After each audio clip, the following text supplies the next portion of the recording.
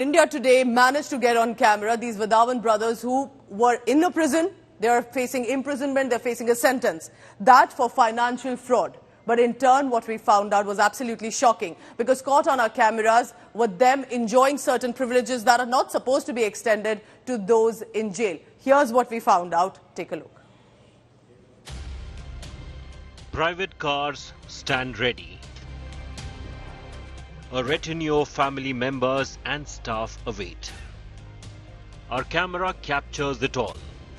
Two individuals accused of monumental financial fraud appearing to bask in privileges that many behind bars can only dream of. Meet Kapil Vadhavan, his brother Dheeraj Vadhavan. Two of the country's most notorious scam artists in criminal records. The former promoters of the Mumbai-based non-banking financial company Dewan Housing Finance Limited, making the most of their incarceration. The Vadhavans witnessed deeply involved in family and business discussions, finding delight in shared food, relishing coffee,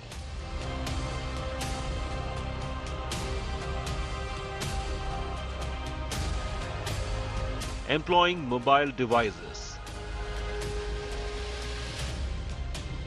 and even formalizing documents, all in the parking lots of hospitals in Mumbai early August.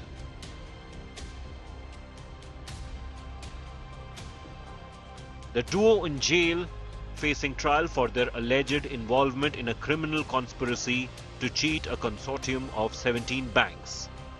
India's biggest bank fraud of 34,614 crore rupees, thrice bigger than the embezzlement perpetrated in the Nirav Modi case. That's not all. The two brothers caught in the web of over half a dozen CBI and police cases, along with ongoing investigations by the Enforcement Directorate. Yet, they have mastered the art of living behind and beyond the prison walls. Kapil and Dheeraj Vadhavan have managed to carve out a life that defies their confinement at the Taloja Central Jail on the outskirts of Mumbai, all under the pretext of medical checkups at government hospitals in the state capital. Kapil Vadhavan's car got parked at this particular place in KM Hospital. When Kapil Vadhavan came to KM Hospital for the treatment, he spent his whole day with his family at this particular place in his car. He met with his friends, his relatives, and even conducts his business by operating a mobile and a laptop in the supervision of those police officers and constables who accompanies him. This is how it's executed. Kapil Vadhavan departed the Taloja prison bound for KEM Hospital on August 7th, purportedly for mandated medical examinations. But instead of following the protocols for jail inmates, he veered towards the hospital parking lots, where his private cars await, accompanied by family and associates. 2 days later, Dheeraj Vadhavan followed a similar pattern, leaving Taloja prison for JJ Hospital, once again on the pretext of a medical checkup. These outings, more than mere medical appointments, the Vadhavans seen enjoying meals, beverages, and conversations, using laptops, mobile phones, and even signing papers. All this seemingly facilitated by their police escort, who too are served snacks. The police presence remains, but it's clear that these privileges are generously allowed to these wealthy inmates accused of massive fraud. Kapil Vadhavan's access to external medical appointments startlingly frequent, based on jail and hospital documents accessed exclusively by India Today. His brother's hospital visits echo similar patterns. In July, a special court refused to interim medical bail to Dheeraj Vadhavan, but allowed him to undergo treatment at a private hospital for a heart condition. The prosecution did oppose his bail plea, alleging Dheeraj Vadhavan had on an earlier occasion misused it to sell off some paintings in 2021. And in 2020, police in Maharashtra's Satara district filed a case against the Vadhavans for violating the nationwide pandemic lockdown after they travelled to Mahabaleshwar from Mumbai with a group of 20 people. Back then, the family was allegedly trying to evade probe in the Yes Bank case.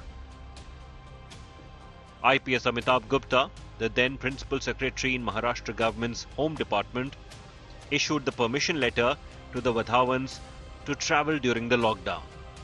The same officer, Amitabh Gupta, now an additional Director General of Prisons in Maharashtra.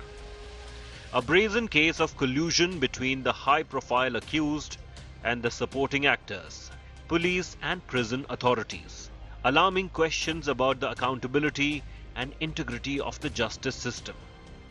A report by Dipesh Tripathi for India Today's Special Investigation Team.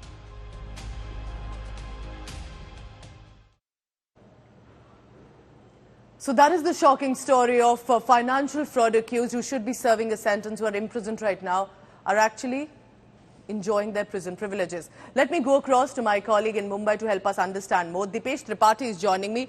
Dipesh, good morning, and you tell us, what exactly did we discover and find, and what was not supposed to be happening that we caught on our cameras?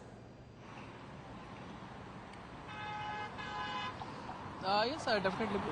We have discovered many things that they both brothers are not allowed under the guidance of police, and also while they were serving the prison time for their deeds. The most important thing, they got out on the pretext of medical from the jail, and they went to government hospital and they enjoyed their time as they want.